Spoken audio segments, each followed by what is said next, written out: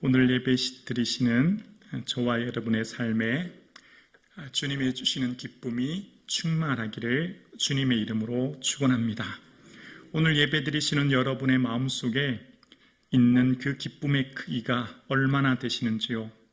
우리가 살아가는 이 세상 가운데 늘 기쁨과 감사와 감격함으로 살기를 원하지만 이 세상의 많은 어려움과 시련으로 우리는 기쁨을 잃어버리고 살 때가 너무나 많습니다. 그런데 오늘 본문의 내용을 묵상하면 우리 인생의 기쁨의 종류가 바뀔 수 있을까를 생각하면서 하나님의 은혜의 성령의 충만함으로 우리의 기쁨의 종류와 이유가 바뀔 수 있음을 깨닫게 됩니다. 외부의 힘으로 강제적인 기쁨을 만들어내는, 생산해내는 것이 아니라 내면에 일어나는 저절로의 기쁨이 생기는 것을 본문을 통해 바라보게 됩니다. 외부로부터 오는 소유와 위치와 자격으로부터 오는 기쁨이 분명히 있습니다. 의식주로부터 오는 기쁨이 분명히 있습니다. 우리의 삶을 즐겁고 기쁘게 하는 외형적으로 오는 기쁨이 분명히 있습니다. 그런데 오늘 본문을 그리고 세례 요한과 그의 삶, 그의 아버지 사가랴의 삶을 살펴보면서 세상이 주는 수 없는 새로운 기쁨이 오늘 본문 믿음의 사람들을 통해 있게 됨을 알게 되는데요.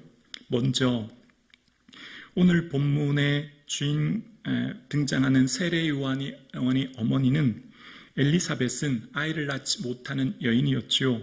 그래서 그 아버지 사가랴가 간구하게 되고 그래서 아이를 낳게 됩니다. 그래서 오늘 누가복음 1장을 묵상하면 어머니 엘리사벳과 아버지 사가랴 모두 성령에 충만한 사람이었다는 걸 알게 돼요.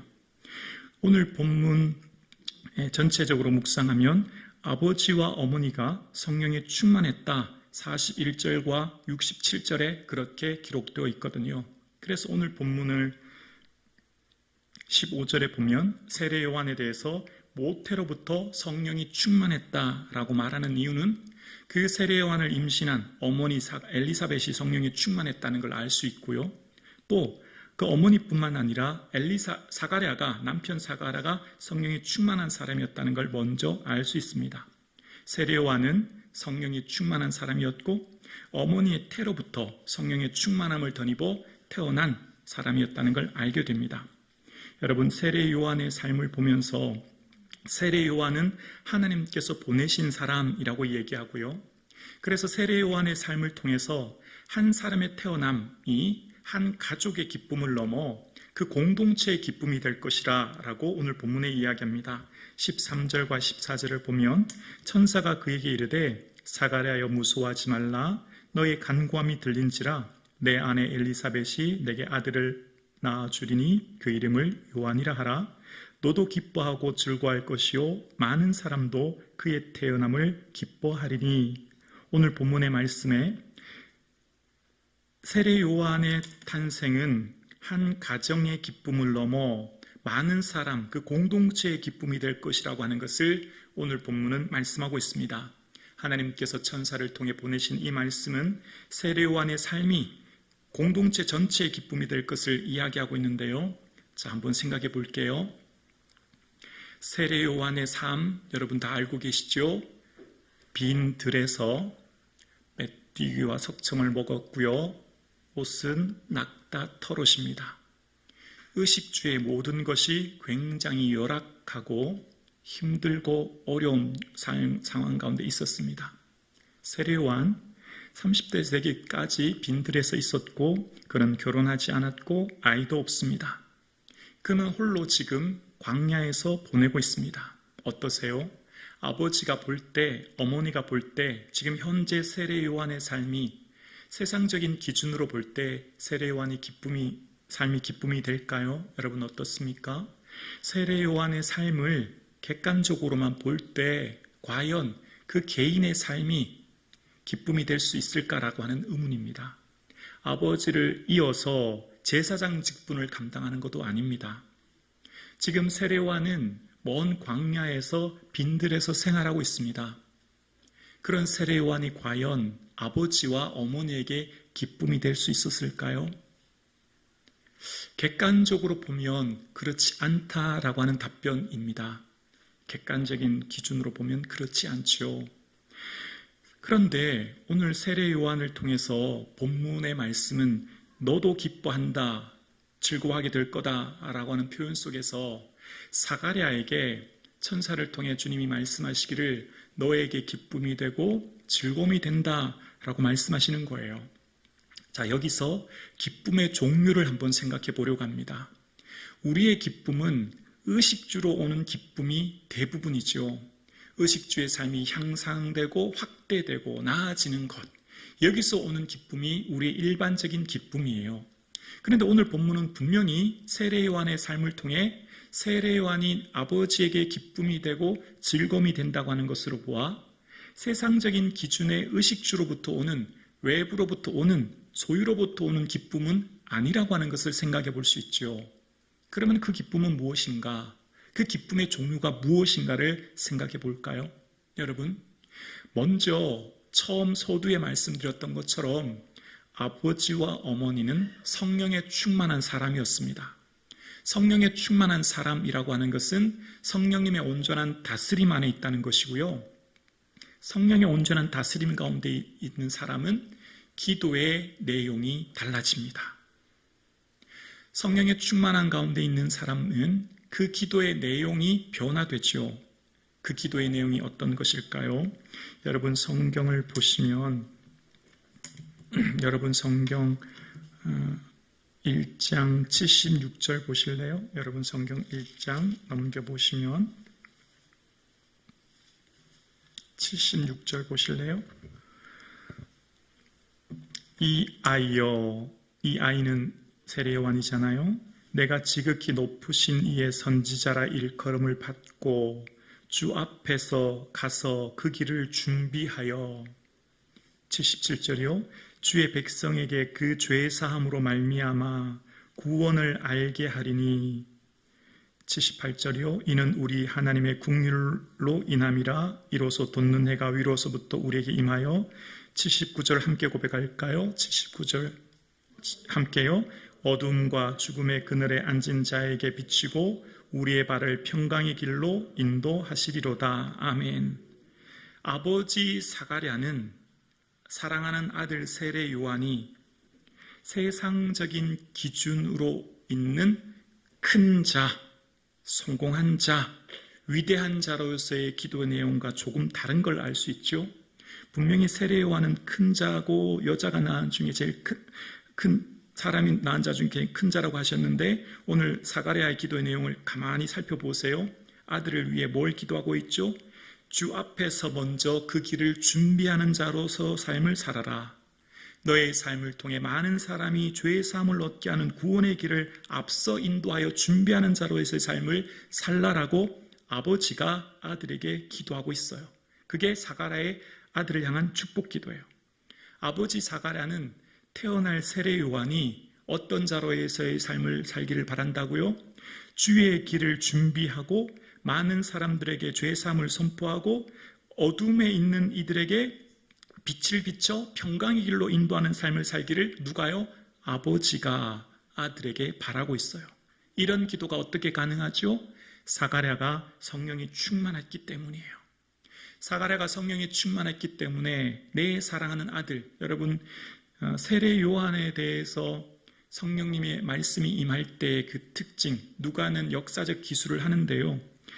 성령님이 임할 때 그 특징을 보면 그 시대적 배경을 설명할 때 황제가 누구인지, 총독이 누구인지, 제사장이 누구인지에 대해서 아주 자세하게 기록합니다. 그러면 세상적인 관점으로 볼 때 큰 자는 분명히 디베로 황제입니다. 그렇지 않습니까?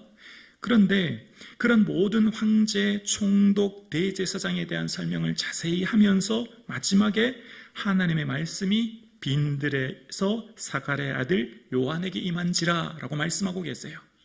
하나님의 관점의 포커스가 큰 자는 디베로 황제나 빌라도 총독이나 대제사장 가야바가 아니란 걸 말씀하고 있는 거죠.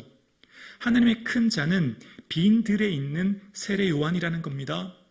세례 요한의 삶이 주의 길을 예비하기 위해 훈련되고 준비된 그 절제된 삶이 하나님께서 보시기에 큰 자로 말씀이 그에게 임한 거예요. 누구의 기도죠? 아버지 사가랴의 기도. 아버지 사가랴의 기도대로 그는 30세 될 때까지 빈들에 거하고 그 이후에 부름받아서 많은 사람들에게 회개의 세례를 선포합니다. 그러면 다시 한번 기쁨의 내용을 살펴볼게요. 처음 시작할 때 사가랴에게 세례 요한은 외형적인 기준, 세상적인 성공과 의식주의 문제와 삶의 여러 가지 조건으로 볼 때 전혀 기쁨이 되지 않았지만 하나님의 관점인 믿음의 관점으로 볼 때 사가랴가 세례 요한을 볼 때 그는 아버지 사가랴에게 세례 요한은 기쁨이었습니다. 그는 주의 길을 예비하는 자로 죽음의 그늘에 앉아있는 자들에게 평강의 길을 예비하는 자로 준비된 삶을 살기에 그에게는 기쁨이었죠. 오늘 예배하는 사랑하는 성도님, 여러분의 삶의 기쁨의 종류가 무엇입니까? 여러분을 기쁘게 하는 그것이 무엇인지요? 여러분 삶 가운데 무엇 때문에 슬프신지요? 왜 그것 때문에 우리의 삶의 기쁨이 사라졌고 더 이상 내 삶의 기쁨이 회복되지 않는지요? 믿음의 관점으로 다시 한번 내 내면을 한번 살펴볼까요? 오늘 예배드리시는 여러분의 삶의 내면, 여러분의 삶의 기쁨의 종류와 이유를 다시 한번 점검해 보기를 주의 이름으로 축원합니다. 우리의 기쁨의 종류가 무엇인지요? 성령님의 충만한 임재와 그 능력과 그 은혜 안에 거함으로 우리의 기쁨이 예수님 기뻐하는 것이 내 기쁨이 되고 예수님 마음이 내 마음이 되어서 주님 기뻐하시는 그 길을 걸어가는 것, 그것이 광야요, 빈들이요, 메뚜기와 석청을 먹고 때로는 약다터릇을 입을지라도 그것이 주님의 기뻐하시는 길이라면 걸어갈 때 그것으로부터 오는 기쁨이 저와 여러분의 삶 가운데 성북중앙 공동체에게 임하기를 주의 이름으로 축원합니다. 믿음의 선배들의 삶의 기쁨의 이유는 외형적으로 오는 기쁨과 전혀 달랐다고 하는 것을 알 수 있는데요. 사도 바울의 삶에 내가 그리스도를 위하여 약한 것들과 능력과 곤핍과 박해와 곤고를 기뻐하노니라고 이야기합니다. 사도 바울은 주를 위해 받는 고난, 궁핍, 박해가 내게는 기쁨이라고 이야기해요. 주를 위해 헌신하고 희생하는 그 삶의 길이 사도 바울인들 때로는 지치고 힘들지 않았을까요? 사도 바울의 삶에 그 삶의 고난과 어려움이 너무나 크고 어려웠다는 것을 그는 살 소망이 끊어지고 라고 하는 표현 속에서 알 수 있습니다. 그런데 그에게는 그것이 기쁨이었대요.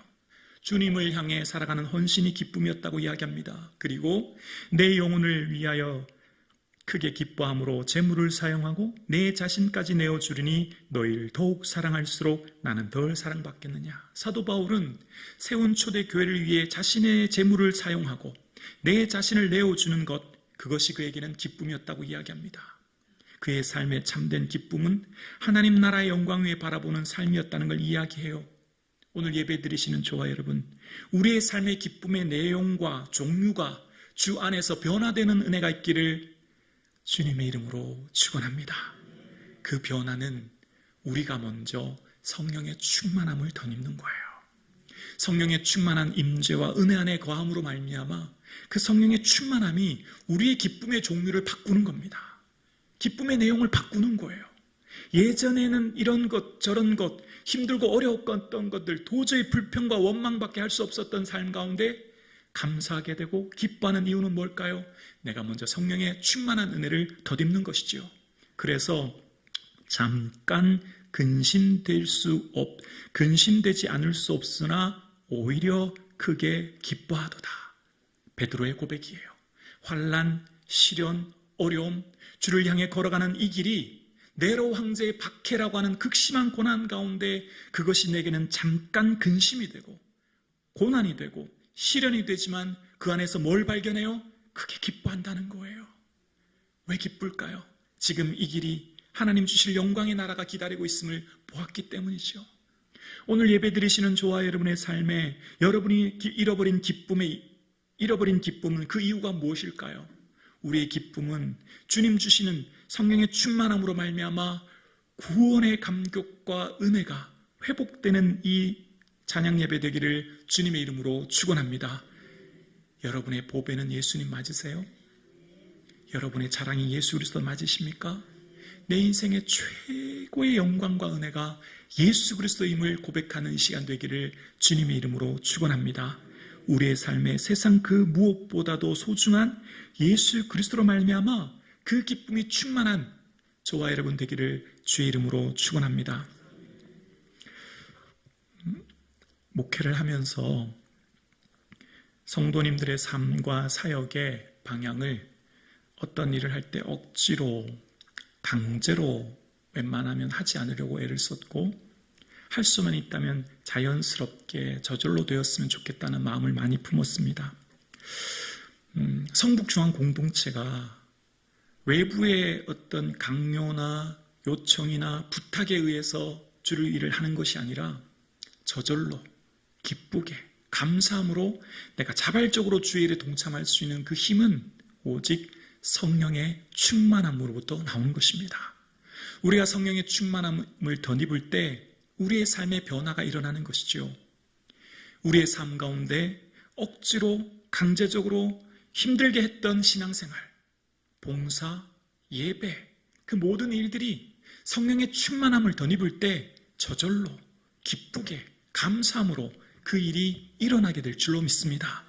오늘 저와 여러분의 삶에 너무너무 소중한 한 가지는 바로 성령님의 충만한 임재와 다스림 안에 거하는 것, 그 은혜를 사모하는 것, 하나님의 성령을 갈망하는 것, 그것이 저와 여러분의 기도 제목 되기를 주님의 이름으로 축원합니다. 오늘 이 시대에 많은 성도님들이 잃어버린 기쁨, 기쁨의 종류와 이유가 회복되는 것, 그것은 오직 성령님의 은혜 안에 거하는 것이죠. 함께 예배드리시는 사랑하는 성북 중앙 가족 여러분, 성령님을 갈망하고 그 은혜를 사모하고 그 은혜를 충만히 거하는 이 사순절 되기를 주의 이름으로 축원합니다. 날 위해 당신의 삶을 주신 그 예수 그리스도 위에 이제 나도 내 남은 인생 그리스도의 남은 고난을 내 육체에 채우며 내 삶이 주님의 기쁨 되는 거룩한 삶 되기를 주님의 이름으로 축원합니다.